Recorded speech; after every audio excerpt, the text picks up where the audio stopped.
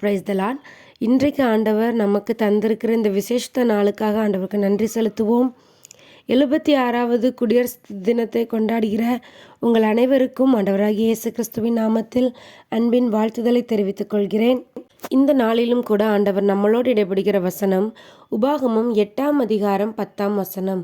கர்த்தர் உனக்கு கொடுத்த அந்த நல்ல தேசத்துக்காக அவரை ஸ்தோத்தரிக்க கடவாய். ஆமேன். அன்பான தேவனுடைய பிள்ளைகளே, இன்றைய முக்கியமான நாளில் ஆண்டவர் நமக்கு ஒரு காரியத்தை கற்றுக் கொடுக்க விரும்புகிறார். நாம் சுகமாய் தங்கி இருக்கிற இந்த தேசத்திற்காக நாம் ஆண்டவருக்கு ஸ்தோத்திரம் செலுத்த கடமையுள்ளவர்களாய் இருக்கிறோம். அவருக்கு நன்றி செலுத்த பாத்திரவான்களாய் நாம் இருக்கிறோம். நல்ல தேசத்தை ஆண்டவர் நமக்கு கொடுத்திருக்கிறார். நாம் சுகமாய் தங்கி இருக்கும்படியான இடத்தை ஆண்டவர் நமக்கு ஆயத்தம் பண்ணி இந்த பூமியிலே நமக்கு தந்திருக்கிறார். அந்த காரியத்திற்காக நாம் ஆண்டவருக்கு அனுதினமும் ஸ்தோத்திரம் செலுத்த மறவாதிருக்க வேண்டும். ஆண்டவர் அதை நம்மிடத்தில் எதிர்பார்க்கிறார். எத்தனை பேர் நம்ம தினமும் தேசத்திற்காக ஜெபிக்கிறோம்?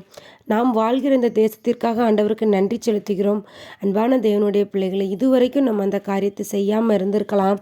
இன்றைக்கு ஆண்டவர் நமக்கு கற்றுக் கொடுக்கிறார். அனுதினமும் நம்ம எப்படி நம்ம சாப்பிட்றதுக்காகவும் நம்ம தூங்குறதுக்காகவும் நம்முடைய ஜீவனத்துக்காகவும் ஆண்டவருக்கு நன்றி செலுத்துகிறோமோ, அதே போல் நமக்கு தந்த நல்ல தேசத்துக்காக நம்ம ஆண்டவருக்கு என்ன செய்யணுமா? நன்றி செலுத்தணுமா? அதே போல் நம்முடைய தேசத்தினுடைய ஆசீர்வாதங்களுக்காக நாம் தான் திறப்பில் நிற்க வேண்டும் என்று சொல்லி ஆண்டவர் விரும்புகிறார். தேசத்தை அழிக்கக்கூடாதபடிக்கு திறப்பில் நிற்பதற்காக ஒரு மனுஷனை தேடினேன், ஒருவனையும் காணேன்னு சொல்லி வேதத்தில் வசனம் இருக்கிறது. அன்பான தேவனுடைய பிள்ளைகளை, ஆண்டவர் நமக்கு தந்த இந்த ஆசீர்வாதமான தேசத்திற்காக நாம் தேசத்திற்கு எதிராய் புறப்பட்டு வருகிற சக்திகளுக்காக நாம் ஜெபிக்க கடமையுள்ளவர்களாய் இருக்கிறோம்.